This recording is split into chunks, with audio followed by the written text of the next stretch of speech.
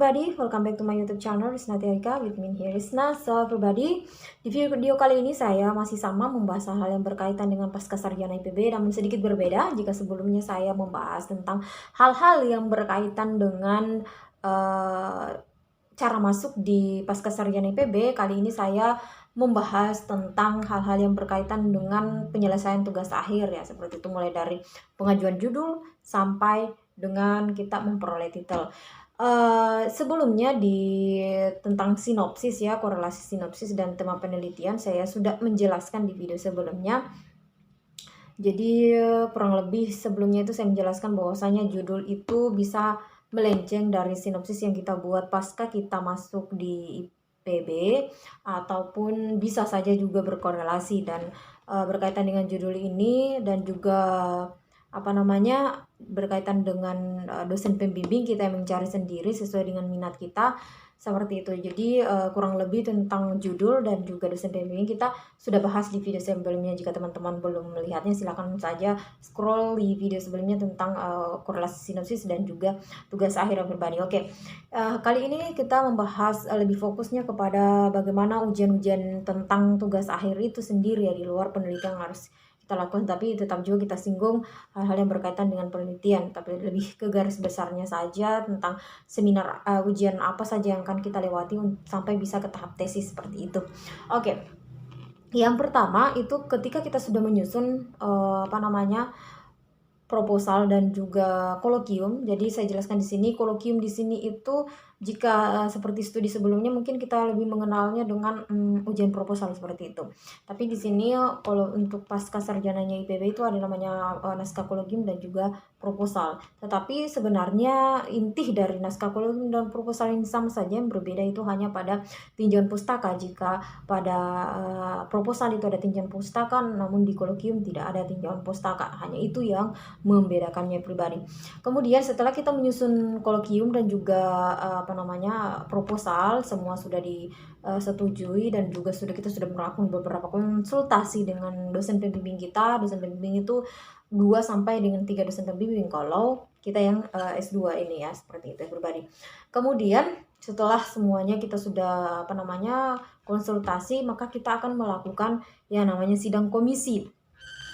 Jadi sidang komisi ini seperti kita diuji dan juga kita mendiskusikan hal-hal yang berkaitan dengan penelitian kita. Dan ada biasanya 2 opsional ya sidang komisi ini pada saat kita mengerjakan di awal atau sebelum kita melaksanakan kolokium itu sendiri, dan sebelum kita mengumpulkan proposal. Biasanya sidang komisi itu dilaksanakan sebelum kita menyusun rencana penelitian, jadi sebelum kita menyusun naskah. Jadi biasanya kalau kita melakukan sidang komisi sebelum kita menyusun naskah itu untuk menentukan apa saja yang akan kita kerjakan, kemudian metode terkhusus kepada metodenya seperti apa. Kemudian biasanya kan walaupun kita sudah mengajukan tema penelitian tapi judulnya belum tentu fix itu, jadi biasanya menentukan kalimat judul seperti apa yang tepat, seperti itu. Biasanya kita melakukan sitkom dulu sebelum mengerjakan naskah. Kemudian setelah kita mengerjakan naskah, setelah kita melakukan sitkom itu, maka kita akan mengerjakan naskah. Kemudian setelah kita mengerjakan naskah, kita mulai konsultasi lagi dengan semua pembimbing kita dan sudah disetujui, maka kita akan melakukan sitkom lagi. Biasanya seperti itu. Kita lakukan sitkom itu untuk membahas, biasanya lebih ke diskusi.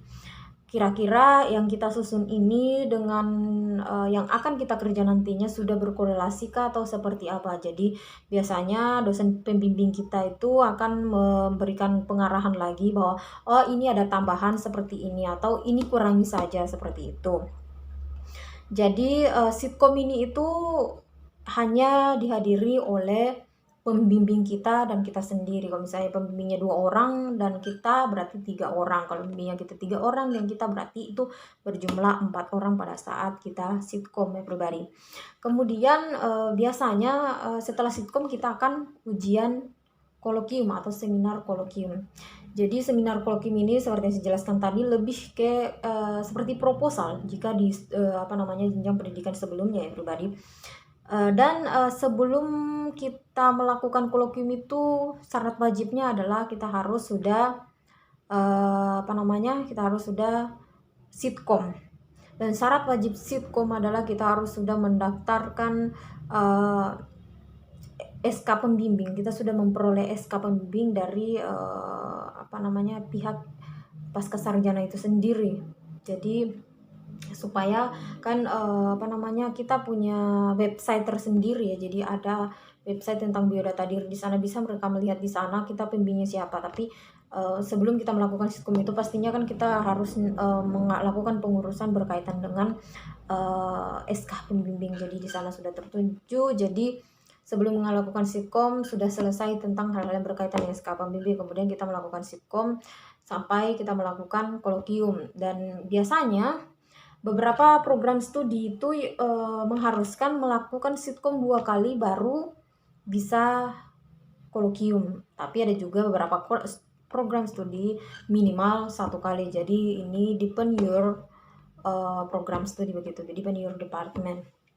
Berkaitan dengan berapa kali sitkom baru boleh melakukan kolokium. Setelah itu kita melakukan sitkom, kemudian kita melakukan kolokium. Untuk pendaftaran kolokium dan juga sitkom itu Min 7 sebelum kita melakukan sitkom. Jadi kita mendaftar dulu, ada proses pendaftaran supaya kita bisa memperoleh link Zoom, dan juga kegiatan kita terdaftar di Pascasarjana, di website Pascasarjana seperti itu. Jadi Hamin 7 sebelum kita melakukan sidang seperti itu atau ujian seperti itu. Kemudian setelah kita melakukan kolokium, kita sudah sampai di kolokium ya. Tadi kita kembali lagi ke sitkom. Saat kita sudah melakukan kolokium, maka kemungkinan ada yang misalnya ada kekurangan di naskah kita, kemungkinan kita revisi, ataupun kalau tidak kita langsung melanjutkan ke tahap berikutnya. Kita mengurus beberapa syarat untuk melakukan penelitian sesuai dengan tema yang sudah kita bahas di kolokium seperti itu. Setelah kita melakukan penelitian, maka kita akan menyusun data dan juga menyusun pembahasan tentunya, dan juga kita menyusun jurnal. Jadi jurnal ini pribadi wajib bagi anak-anak S2 atau anak-anak pascasarjana. Minimal kita menerbitkan internasional di Q1, Q2, Q3, dan Q4. Dan juga jurnal Indonesia yang terindeskopus seperti itu, kurang lebih ya pribadi. Kemudian setelah kita melakukan menyusun tadi jurnalnya, tidak harus terbit, kita bisa langsung melakukan ujian seminar.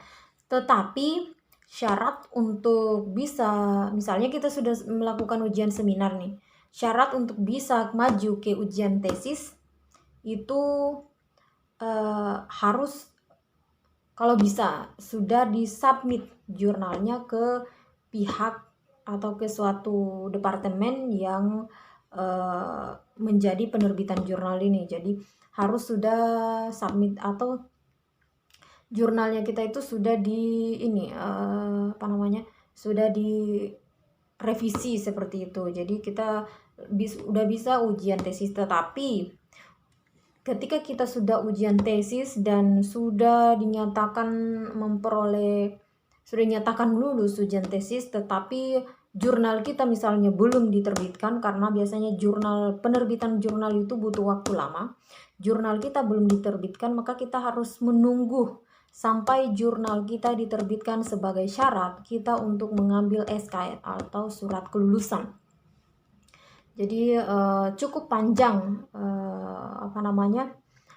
syarat-syaratnya sampai bisa memperoleh titel baru ya pribadi di PB ini.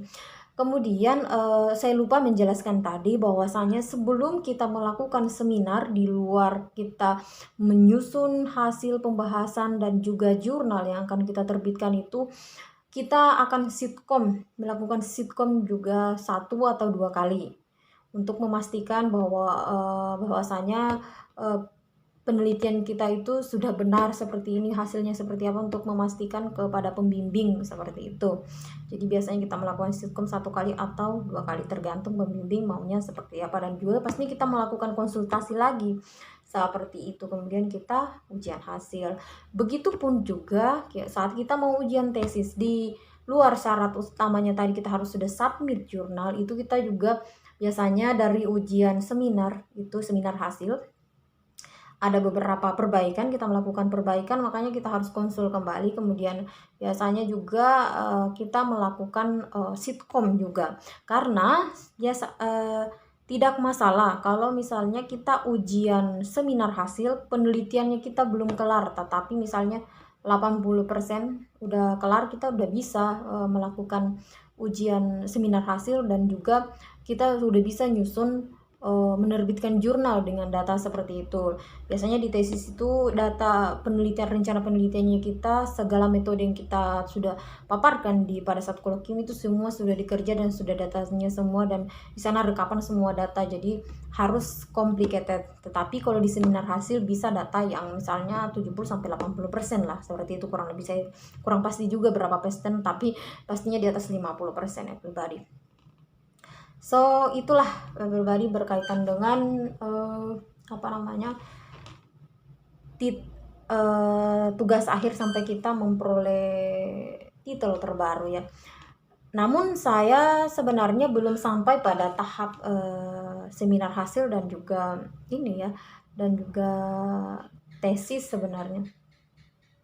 Saya baru sampai di penelitian, sekarang sedang melakukan penelitian. Makanya kalau misalnya ada kakak-kakak senior di sini yang melihat video ini dan merasa bahwasanya pada saat saya menjelaskan dari jalur seminar hasil tadi sampai dengan tesis itu ada beberapa mix, ada beberapa hal yang harus kita lakukan sebelum kita sampai di situ. Silakan saja komentar di bawah kolom komentar supaya memberikan pembenaran pada hal-hal yang saya jelaskan sebelumnya. Tapi kurang lebih mengenai hal-hal yang saya jelaskan tadi itu seperti itulah jalurnya ketika kita mengerjakan tugas akhir berkaitan dengan tesis ini di Pascasarjana IPB ya pribadi. Saya di sini tidak menjelaskan untuk Pascasarjana tingkatan S3 karena saya tidak terlalu mengerti juga bagaimana mereka, tapi maybe kurang lebih sama ya secara garis besarnya. Saya pribadi, saya rasa cukup ya penjelasan mengenai hal-hal yang berkaitan dengan tugas akhir. Mudah-mudahan bermanfaat bagi teman-teman sekalian. Thanks because you have watched my video. Meet again in the next video and bye-bye.